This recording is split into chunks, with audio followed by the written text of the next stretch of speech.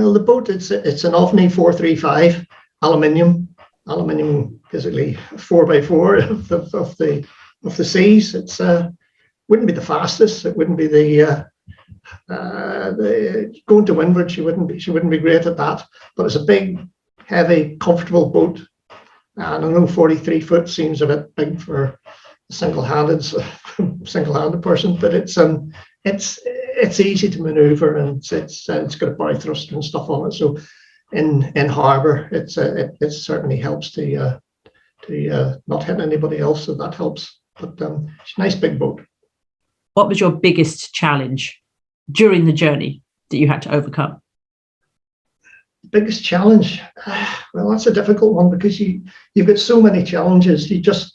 You go forward day to day. You just take whichever difficulty that you have. The biggest challenge is probably keeping yourself, and Norman Keane and the talk that he's going to do, we'll touch on it, keeping yourself fresh and alert.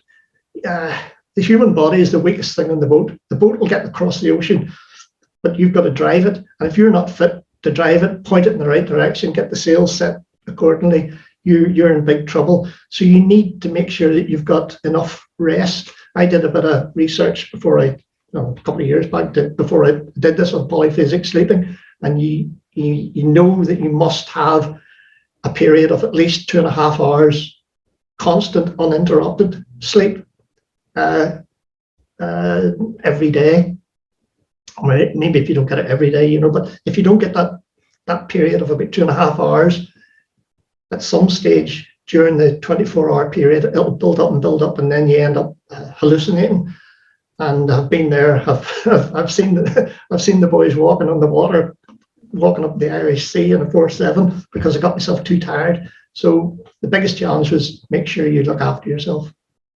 That's a really, really sound advice. Thanks for that, Garry, for sure.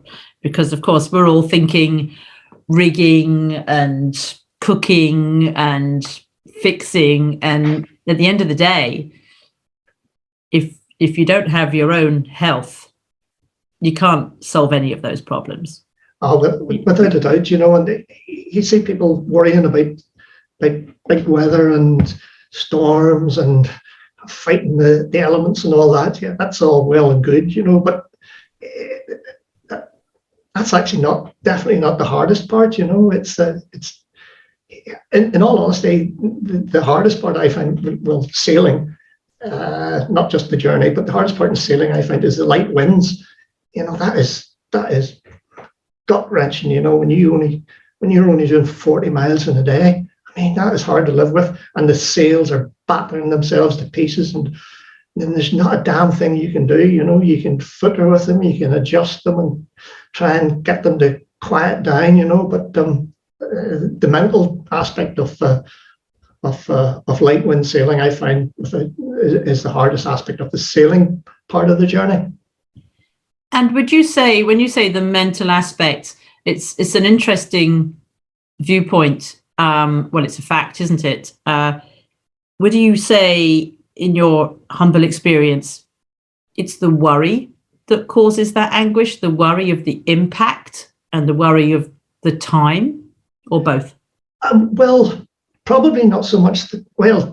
Yes, obviously the time you do want to get there, and it's not a race.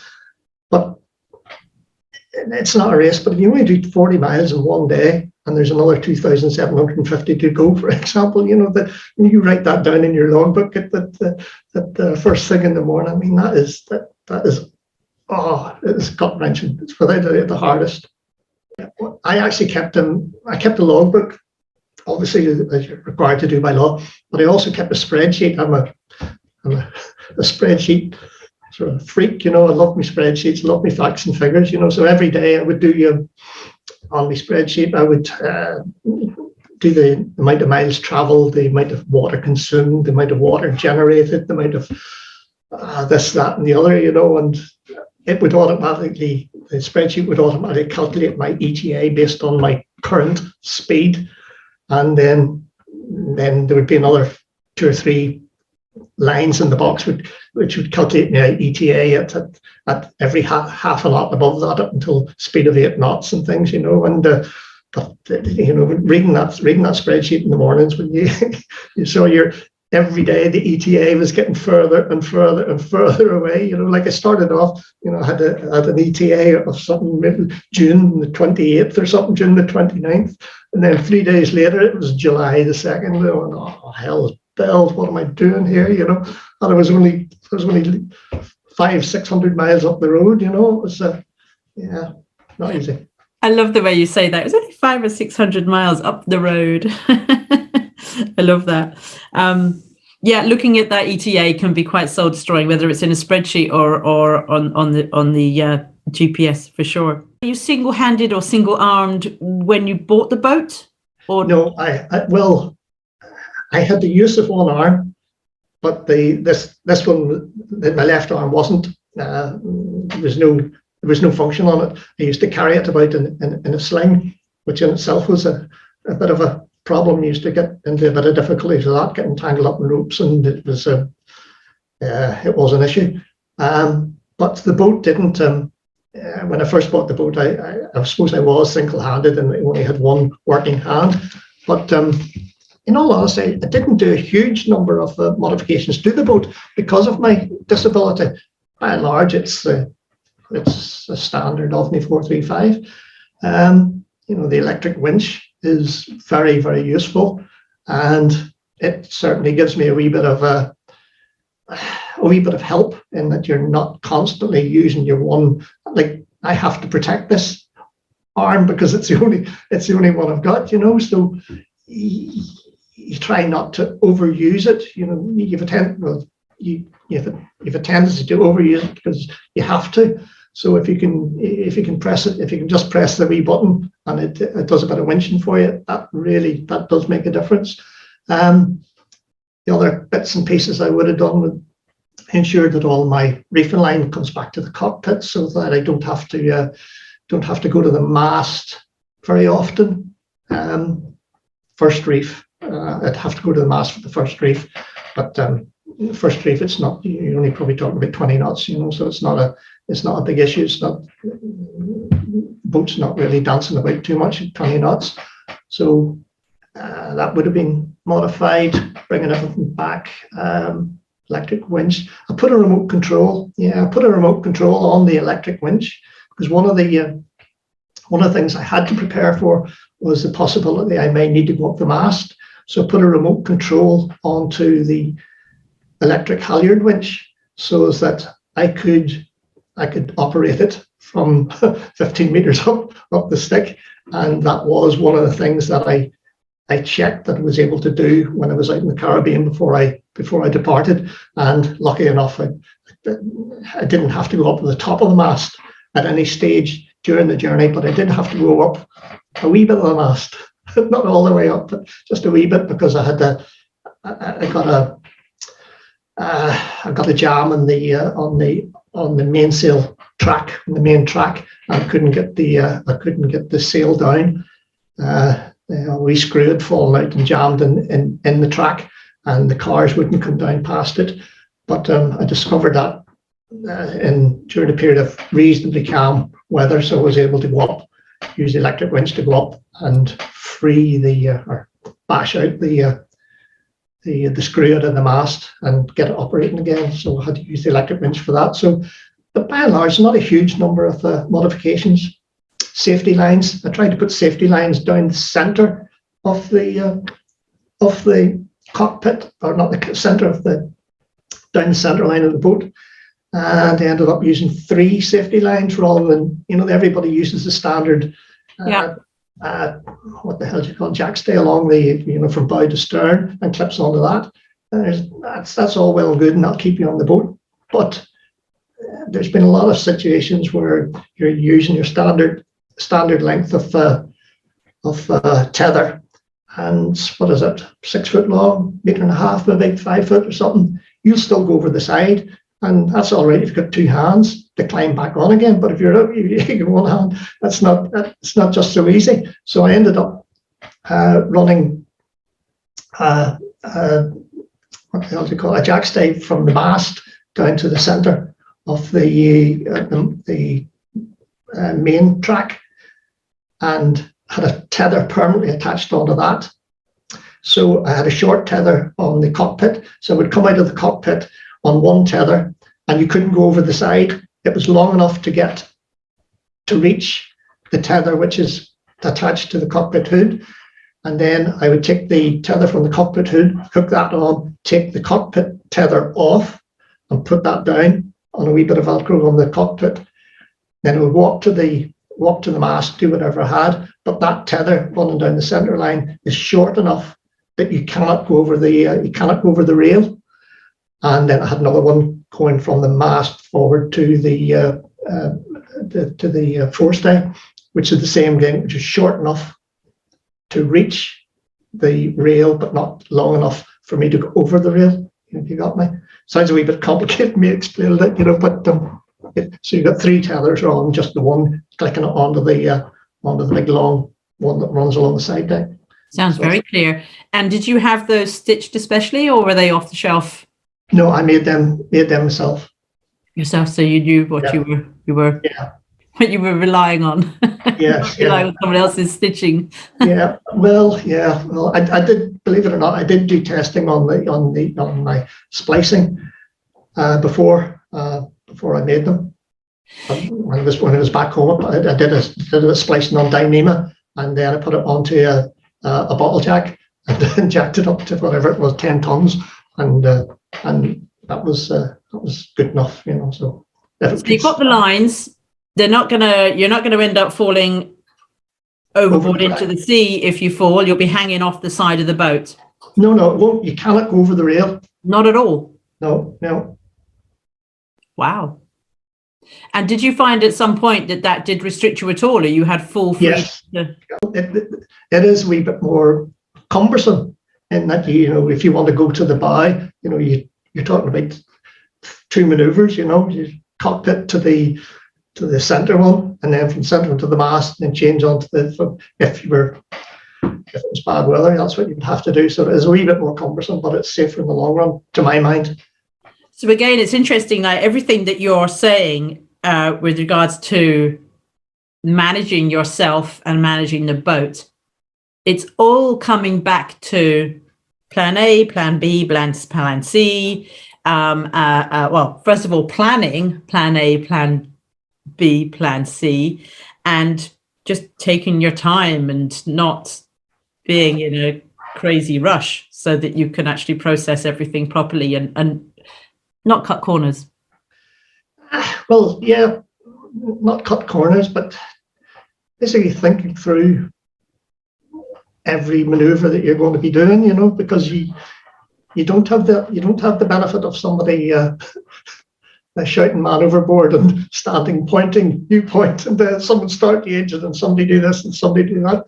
You don't have that luxury, So yeah, indeed you don't. Yeah, apart from Wilson, of course, he would shout. Yeah. And does the Rubik's Cube have a name? Did you name the Rubik's Cube? No, I didn't. Well, I had a few names for it, but I don't think they'd be worth publishing at the moment. Not for the ears. Mm. Your boat's name, Kind of Blue. Did you name her? Was that her name? No, that was the original name of the boat, and I never changed it. Named the previous owner, or the original owner, was a fan of Miles Davis, a jazz musician, So I think part it's apparently a seminal jazz piece, but I have no idea. You haven't heard it, okay? And I was just curious if there's some kind of deep meaning there, Can I ask, while you were traveling, is there any particular moment that you remember making you laugh or cry? Was there a moment while you were crossing that made you was there a moment when you were crossing that made you laugh or cry that you particularly remember? Well, that you're prepared to share with us? Well, I wouldn't say laugh or cry, but probably screams of frustration. I could probably remember that rather than a laugh, a funny moment, or a moment I would cry. I wouldn't cry. Was whenever during the period of very light winds, and the sails were banging back and forward and back and forward.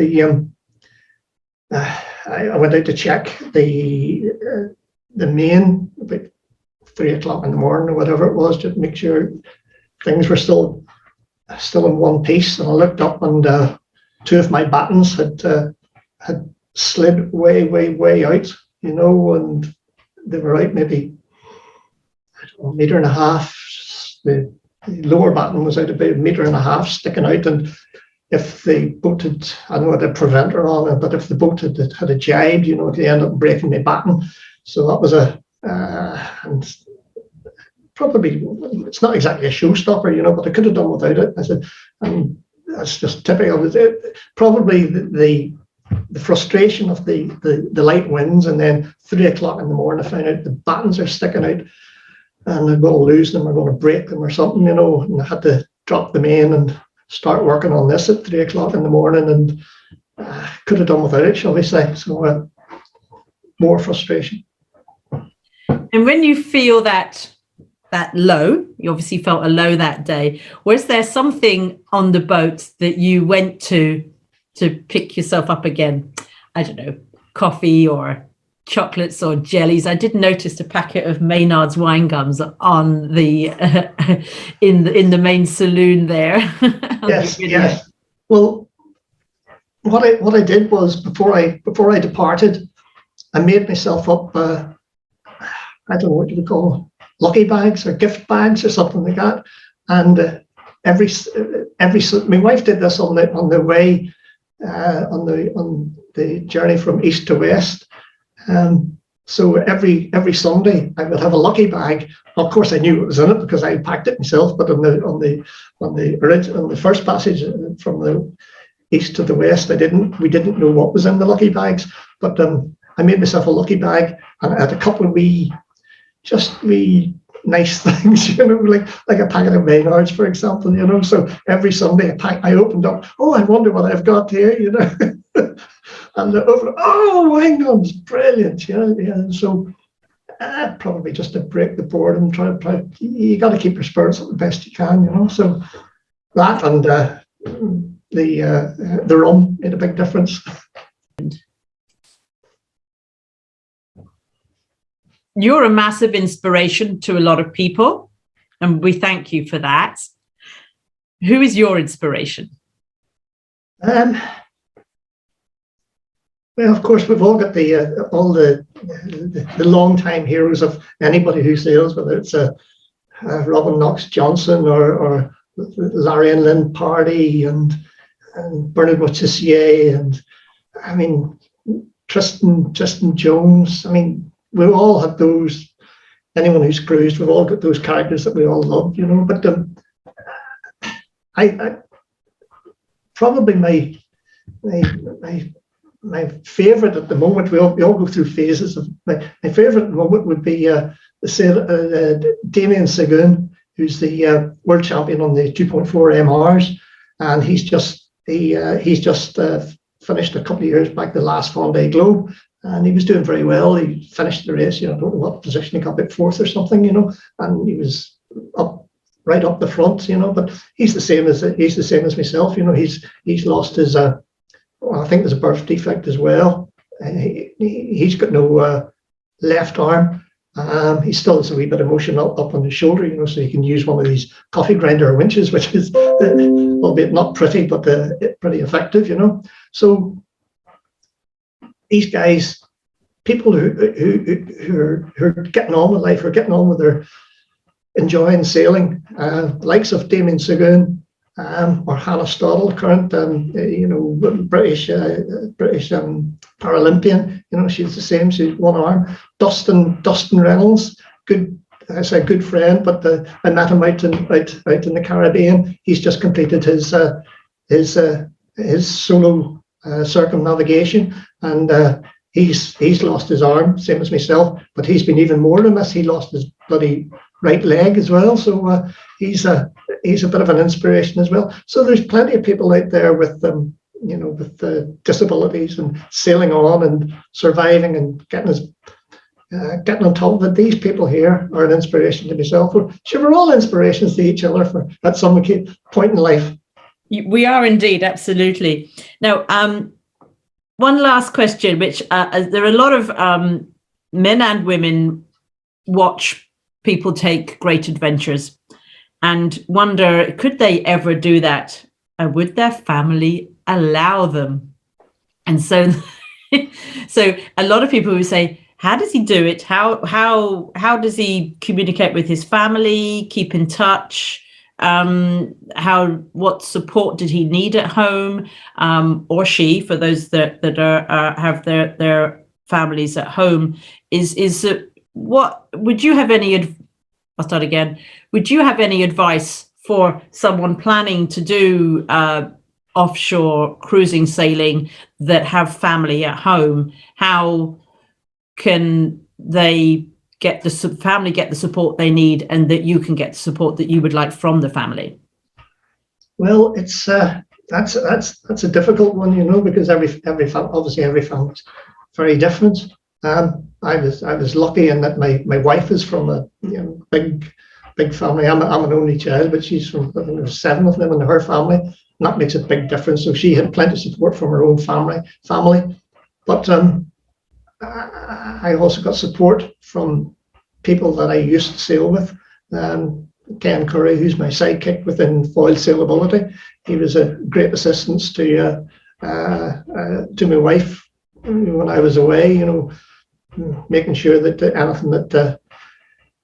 anything needed to be done, or anything that needed sorted that normally I would have taken care of, he would have stepped in. So it's every person is every family is different, but support from your family is very important. And it was great that I was able to contact my family through the satellite phone. It's an expensive piece of kit to have on board, but it's great that my wife was able to look on a website and see my position every day, and see where I was, and see that I was progressing in day to day. And it's, even though it's an expensive piece of kit, it's the value that you get from it is it's invaluable. But I would highly recommend getting the something like Iridium Go, not just for the access to the weather forecast and grid files, but also to make contacting home very, very a lot easier. If there was anything major that Marie needed assistance with, like I could contact her and she could contact me. So even though it was out in the middle of the ocean, there was only a text away. That's lovely. That's really lovely. That emotionally being able to communicate is worth so much, for sure. Yeah, invaluable, definitely. So to finish off, what's the next adventure? Well, the next adventure, there's 2 things in the pipeline, but whether either of them come to fruition, I have no idea. I would love to do the 2023 Around Alone sort of race, but unfortunately my boat isn't really suitable for it. It's a big, heavy, slow cruising boat, and I wouldn't want to do. I know a lot of people are going to do the Around Alone themselves on a displacement boat, but I would like to do it on something a wee bit faster, and it would mean replacing my boat, and I don't really want to sell her, so I would need major sponsorship for that to happen. The other thing that's in the pipeline is there's a documentary which a couple of local filmmakers are trying to get organised. They're trying to get funding for, and it's about a search for an island, a missing island called the island of Hy Brasil, Hy Brasil, Brasil, Hy Brasil, and it was an island that was on the charts up until about the 1850s, and it disappeared off the charts in the 1850s. And she's off the west coast of Ireland, and nobody has seen it. Apparently, it appears once every 7 years. Some people say it's the missing island of Atlantis, but who knows? So we might go out and try and find that. So that's in the pipeline as well. Who knows? I've thoroughly enjoyed watching your footage. And we're going to show a little bit of that for everyone now, and there'll be more on the YouTube channel coming up soon. Thank you, everybody. Thank you.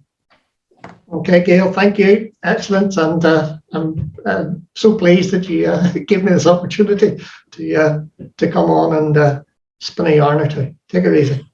Brilliant. Cheers.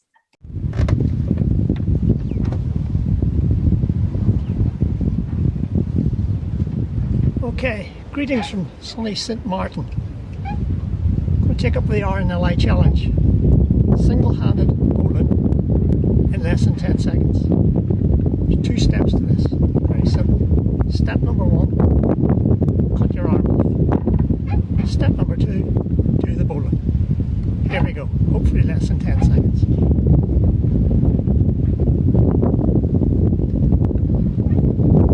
Here we go.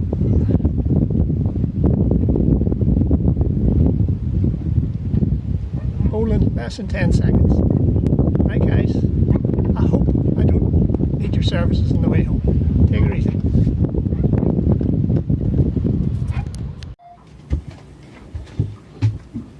Okay, I don't know whether you can see us or not. I'll try it anyway. Right, this is my weapon of choice whenever I'm cutting bread or anything. A pair of actually diver shaves I got on eBay. I need to take a grinder to them and take off that wee edge there, but that's a job for another day. So whenever I'm trying to cut my French loaf, this is what I got to do. You got to use the shears on your belly. Come on, you bugger.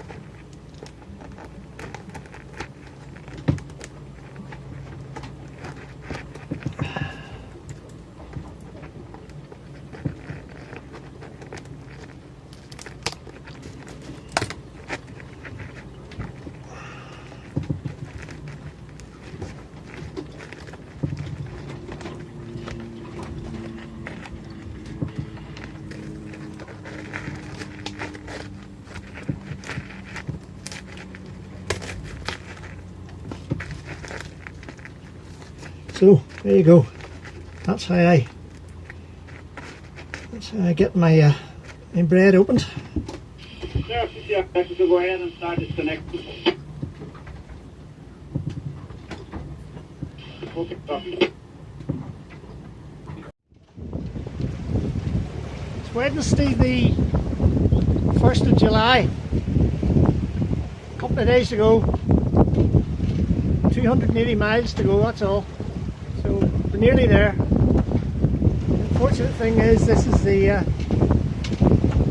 hard bit. This is the big blow coming in tomorrow. Kind of worried about it, just be told. Kind of worried, but the boat should be fit for it. Not sure whether I am, but it's fit for it. And if push comes to shove, I can heave too.